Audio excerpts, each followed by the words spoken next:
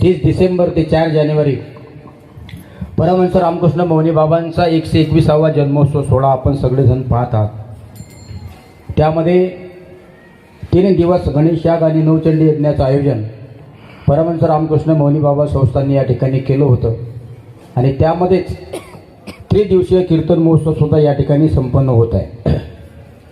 2 कीर्तन आपण ऐकली आज, ज्यांच्या अमृतवाणीतून आपण या ठिकाणी कीर्तन श्रवण केलं। पूजनीय श्री गुरु स्वामीजी बाबा अनेक दिवसांपासून यांना आपण तारीख मागत होतो, पण एका साधूच्या सेवेकरता साधूचं कीर्तन होणं ही आपल्यासाठी भाग्याची गोष्ट आहे। मौनी बाबांचा 121वा जन्मोत्सव सोहळा आपण या ठिकाणी सगळेजण अनुभवता। आपल्या संस्थांच्या सर्व संचालकांचा एकच उद्देश असतो, परमहंस रामकृष्ण मौनी बाबा राज्यात देशात तळागाळात प्रत्येकाच्या कान्याकोपऱ्यात घराघरात जावे। त्या निमित्तानं आपण कीर्तनाचं, उत्सवाचं, यज्ञाचं आयोजन या ठिकाणी करत असतो। म्हणून अनेक दिवसांपासून बाबांना सुद्धा आपण तारीख या ठिकाणी मागत होतो, पण आपलं दुर्भाग्य म्हणावं लागेल की आपल्याला ती तारीख मिळत नव्हती।